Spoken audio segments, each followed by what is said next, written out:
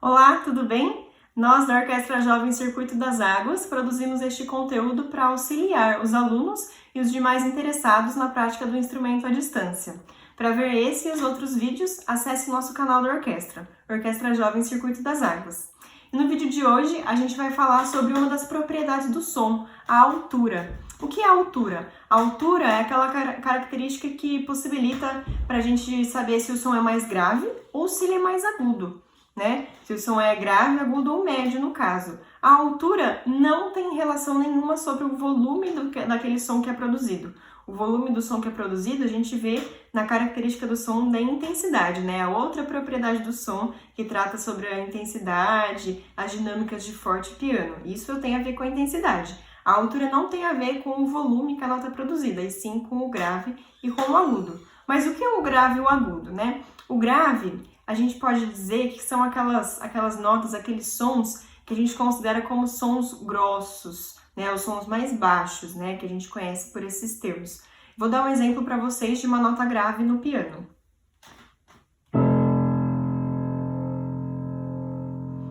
Isso é uma nota grave, né? E o que é o agudo? O agudo é o oposto do grave. Então, o grave a gente conhece como esse som grosso, o agudo vai ser o som fino, né? Então, um exemplo de som agudo no piano. O que muda entre eles é a distância desse som, né? Um é grave e o outro é agudo. Eu vou tocar de novo o grave e o agudo para vocês escutarem. Primeiro o grave. Agora o agudo. Certo? Mas nem todos os sons são graves e agudos. Existem os sons médios também, que não são sons nem muito graves e nem muito agudos. Vou dar um exemplo para vocês de som médio. Fica no meio entre o grave e o agudo, né? O meio termo. Vou tocar agora uma nota grave, uma média e uma aguda. Grave. Média. Aguda. Essa é a diferença entre as notas. Mas não existem só notas graves, médias e agudas. Existem sons da natureza, do nosso dia a dia, que também são graves, médios e agudos, né? Na natureza, por exemplo, a gente pode observar um som bem agudo, é o cantar dos pássaros, né? O som que os pássaros produzem é um som agudo. E um som grave é quando uma vaca muge, né? O mugido de uma vaca é um som bem grave. E a gente pode ter sons no nosso dia a dia também. Por exemplo, se você for na cozinha da sua casa agora e pegar duas panelas de tamanhos diferentes, se você bater no tampo dessas panelas com uma colher, tenho certeza que as panelas vão produzir sons diferentes. Um som vai ser mais grave e um som vai ser mais agudo, certo? Então, o grave e o agudo não são só sobre notas musicais, são sobre qualquer tipo de som. E também são sobre os nossos instrumentos musicais. Existem instrumentos que são mais graves e instrumentos que são mais agudos. Lembrando que em todos os instrumentos musicais, eles produzem notas graves e notas agudas dentro do instrumento, né? O instrumento tem a nota mais grave que ele pode produzir e a nota mais aguda que ele pode produzir, certo? Mas, por exemplo, o violino, se a gente pegar a nota mais aguda que ele pode produzir e a nota mais grave, a gente junta todas essas notas, mesmo assim, esse conjunto de notas está bem mais próximo do agudo, né? A maioria das notas que o violino produz são notas bem mais agudas. E agora, se a gente pegar o contrário do violino, se a gente pegar lá o violoncelo, se a gente pegar o conjunto de notas que ele produz, essas notas estão bem mais próximas do grave do que do agudo. Então, a gente pode dizer que o violoncelo é um instrumento grave e o violino é um instrumento agudo. É claro que o violoncelo também produz notas agudas e o violino também produz notas graves, mas eu digo que o conjunto de notas que eles produzem vão dizer se eles estão mais próximos do grave ou mais próximos do agudo.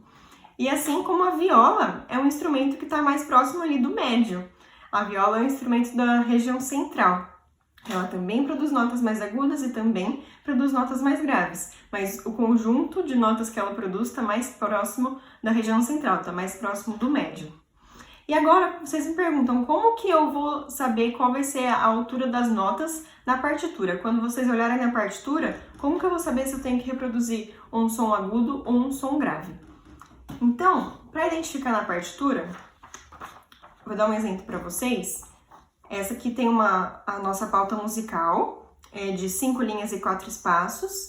Então, um som agudo, ele vai ser identificado quanto mais para cima ele estiver na pauta musical. Então, ó, aqui tem uma nota musical. Quanto mais para cima na pauta musical tiver essa nota, mais agudo vai ser esse som.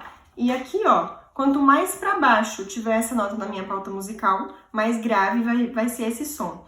Então, quando tá mais para baixo, o som é mais grave. Quando tá mais para cima, o som é mais agudo. Isso independentemente de clave, de armadura de clave, de clave que a gente põe aqui na frente. Então, não importa se tem uma clave de sol ou uma clave de fá ali na frente, ou uma clave de dó, no caso. A gente pode esquecer, só para falar de grave e agudo, a gente pode esquecer das claves e pensar só na altura das notas. É claro que a gente vai se aprofundar um pouco melhor sobre a altura dos sons um pouco mais para frente, mas de modo geral é isso. Quanto mais para cima na pauta musical tiver a nota, mais agudo o som. Quanto mais para baixo tiver a nota na pauta musical, mais grave é o som. E como exercício para casa da propriedade do som da altura, vou pedir para vocês encontrarem na casa de vocês 2 sons graves e 2 sons agudos. E esses sons não podem ser musicais, tem que ser sons de outras coisas, de panelas, de animais, tem que ser outros tipos de som. E também vou acrescentar mais uma tarefa para vocês explorarem no instrumento de vocês, cada um no seu, um som grave e um som agudo. Então pode ser tocando as cordas do instrumento, pode ser batucando na madeira, como vocês acharem melhor e mais divertido. Então explorem o instrumento de vocês para encontrarem sons graves e sons agudos. Muito obrigada e até o próximo vídeo!